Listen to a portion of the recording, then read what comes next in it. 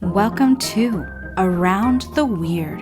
Here's your host, the museum curator of the strange and unusual, Mr. Nothing. Thank you, mysterious voice, and welcome back to Around the Weird, a booktube channel where I talk about all the unusual and out of the ordinary literature that I've found in my travels. Today it is Short Story Tuesday, so I wanted to focus on a short story collection that I read.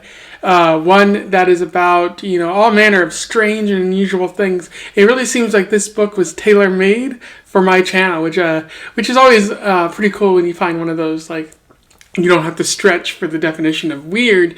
It's just already baked into the book. And so the story that I wanted to focus on today is one about a family trying to get its sleep at night and an unusual fish in their life. I am referring to At Night from the short story collection Fly Already by Etgar Keret.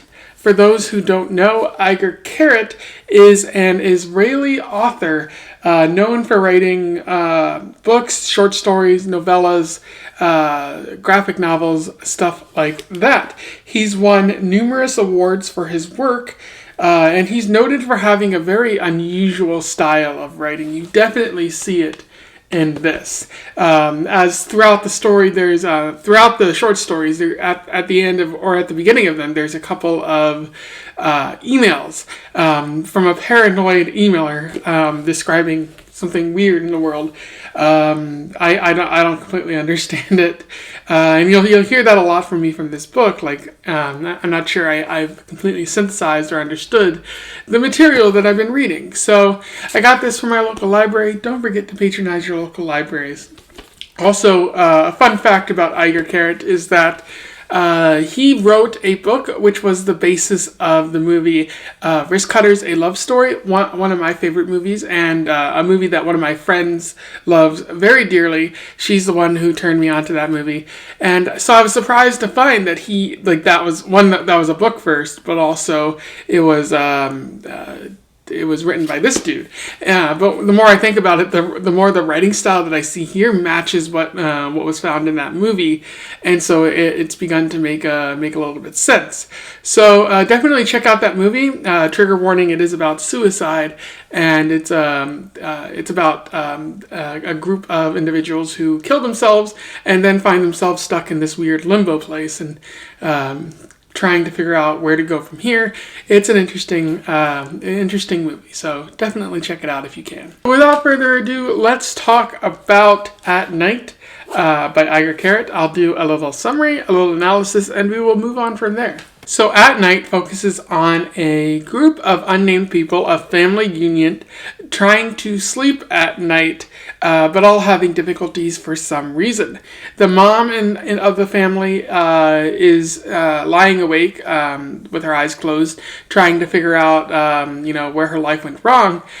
She had grand aspirations when she was a child, but she sort of gave them up in order to have a child of her own, to be in a successful marriage, and to have the job that she loves. And she notes that she's not unhappy with this. She's very thrilled to have all these things in her life, but she's still thinking about the what could have been.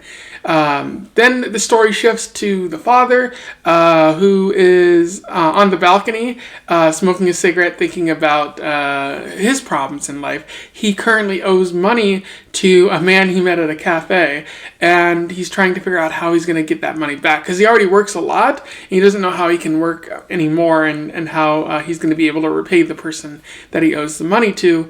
He's also thinking about how he loves his child. The story then shifts to the son, who's kind of tossing and turning at night because he keeps having the same recurring dream about a newspaper stuck to his shoe. And he doesn't quite know why he's having the dream or what it could possibly mean, but it's been bothering him as of late. And he's just waiting for his parents to come and pull the covers over him so that he can get back to sleep. And so that's what the son is thinking about right there. Then the story takes a deep veer into left field or something like that, and focuses on the family goldfish, which, as it turns out, climbs out of the goldfish bowl every night, puts on the father's slippers, and begins to watch TV, cartoons, movies, CNN, news, stuff like that. And then around the time morning comes, they take off the shoes and climb back in the goldfish bowl, and the mother yells at the dad for having soggy slippers. And that's about where the story ends there. In terms of analysis, this is a very short story. Like, it's 2 pages long. And I almost decided not to talk about it because I was unsure if I could effectively talk about it, especially because it was a bit confusing to me at first. But the more I thought about it, the more I decided I absolutely had to talk about this unusual short story. But there's a bit to talk about here in terms of analysis. There's one thing that comes up is wanting more from life. Each character wants something more, whether it be grand or something small. The mother in this scenario wants something different. Like, she has a very successful, very lovely, very fulfilling life with her child, who she adores, with her job, and with her husband, who she's in love with. But she can't help but think about all the promises she made to herself, all the things she wanted when she was younger, to be able to go to space or to be able to see an active volcano, things like that, and how she doesn't have that now. And so maybe she wants something more, or maybe she wants to do those things and have what she currently has. It's unknown. The father is dealing with the fact that he owes money to some people, trying to figure out where he went wrong there, hoping that he can, provide for his family, and, wondering how he can get that something different, maybe a different life path for him, so that he wasn't owing money to people. That's a bit of a smaller kind of crisis. But then there's another crisis for the child. Maybe not so much a big crisis, but he keeps having the same recurring dream over and over, and possibly because he's a child and he can't figure out where these things are coming from. He's struggling to figure out what this dream means, and it's bothering him so much that he's tossing and turning as a result. So each character is dealing with some grand change, some dilemma that is bothering them and preventing them from getting some sleep. They all crave something different, and I do like how each character, even though they're given only one short paragraph describing their dilemma, like there's enough depth that you can identify what's important to each character. It's really great writing on Etgar Keret's part. Allow me to read a quote from this. At night, when everyone is asleep, Mom lies awake in bed, eyes closed. Once, when she was a little girl, she wanted to be a scientist. She longed to find a cure for cancer, the common cold, or human sadness. She got excellent grades and had a very neat notebook. And in addition to healing the human race, she wanted to travel to outer space or watch a volcano in action. It's hard to say that something went wrong in her life. She married the man she loved, works in a field that interested her, and gave birth to a sweet little boy. And yet she can't fall asleep. Maybe it's because the man she loves went to pee an hour ago and still hasn't come back to bed. And that's all you get about Mom, that one tiny paragraph, of which there are only 4 in this entire story. But in that paragraph, you get a lot about Mom. Same for the boy, same for the dad. But for Mom, you find out that, what does it identify? You find out that she had grand aspirations when she was a child. She settled for other things, not necessarily being a bad word in this case, settling. But she has a great relationship. She loves her child, and she has a great job, like a job that she loves very much. And she also can't fall asleep, which might be related to all of that going on, wondering what her life could have been. But it also could very well be that she doesn't worry about any of this at all. That it's just the fact that her husband woke her up, and so her mind's wandering, and it's simply the fact that she needs someone in bed with her, that comfort, in order to be able to go back to sleep. So it might be that all this is not on her mind, bothering her. We're simply getting a snapshot of her life at this moment. And so, but I do love how that one paragraph reveals a lot about the mother, how she loves her family, and but she does aspire for something more, especially in her childhood. How the father, he cares deeply for his family and wants to set a good example for his son, but he also owes money for some unknown reason. And the child, who is curious, the story says that his brain doesn't speak clearly, which who knows what that could mean. But he's also having these very unusual recurring dreams that are bothering him. And so you get a lot about the characters in these brief snapshot paragraphs. And this brings me to my next point, something that I've been omitting and you probably have a lot of questions about.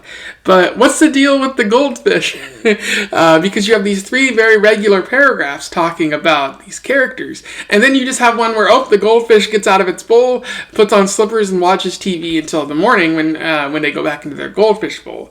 So it's very bizarre, but it's also in line with other short stories in this collection. The writing of Etgar Keret is bizarre and unusual, and it's surreal at times. Postmodern, I have a hard time identifying what exactly it is, but you get these like very serious moments undercut by something utterly comedic, utterly ridiculous, out of left field. Like in one short story, a person is dealing with their recent breakup, familial troubles, and something like that.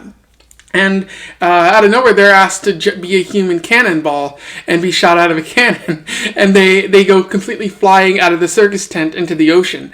And it's just like, that's bizarre. Like, it undercuts the tension in a lot of ways. And so I do have to wonder, does this actually mean anything? Was me talking about the mother, the father, and the son, like, was that actually of value? Or am I completely in the wrong here? Is there no meaning at all to this and I'm being ridiculous? I would have to say there is some meaning to be found here, I think. That maybe instead of saying that it's meaningless because there's a fish, doing all this, maybe what he's trying to say is that we often dwell too much and we don't focus on the lighter side of things. Or it could just simply be that maybe we're putting value in the wrong things. Because to a fish, the problems of money, the problems of whether or not your life went the direction you wanted, or these bizarre dreams, like, it doesn't bother the fish. The fish simply wants to watch TV. And so you get that interesting aspect of it. Allow me to read this to you because it's really bizarre. At night, when everyone is asleep, the goldfish comes out of the fishbowl and puts on Dad's check slippers. Then it sits down on the living room couch and zaps on the TV. Its favorite shows are cartoons, nature films, and CNN, but only when there's a terrorist attack or a photogenic disaster. It watches TV without sound so as to not wake anyone. At about 4 a.m., it goes back to the fishbowl and leaves the damp slippers in the middle of the living room. It doesn't care that Mom will have something to say to Dad about it in the morning. He's just a fish, and if it's not a fishbowl or a TV screen, he couldn't care less. And so, I guess comparing the troubles of human beings to the trouble of fish, what matters, what exactly is meaning, stuff like that pops up in this story.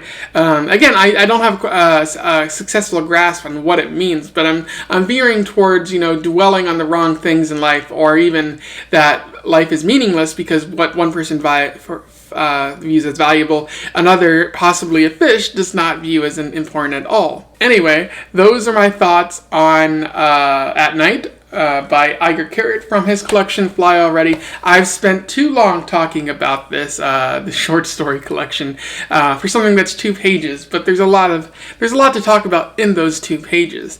If you read this before, or you simply want to comment on something I said, do you think there's meaning in this story? Comment below. I would love to hear from you. Let's have a discussion about this. Otherwise, don't forget to like, share, and subscribe so that other people can find out about this short story collection and Etgar Keret, because I kind of want other people to know about him. He sounds fascinating. I do want to explore more of his stories in the future because I want more of this. This is bizarre writing and really compelling writing and really, really interesting style that I would like to find more of. Otherwise, I bid you a pleasant time in your weird and fishy travels. Farewell.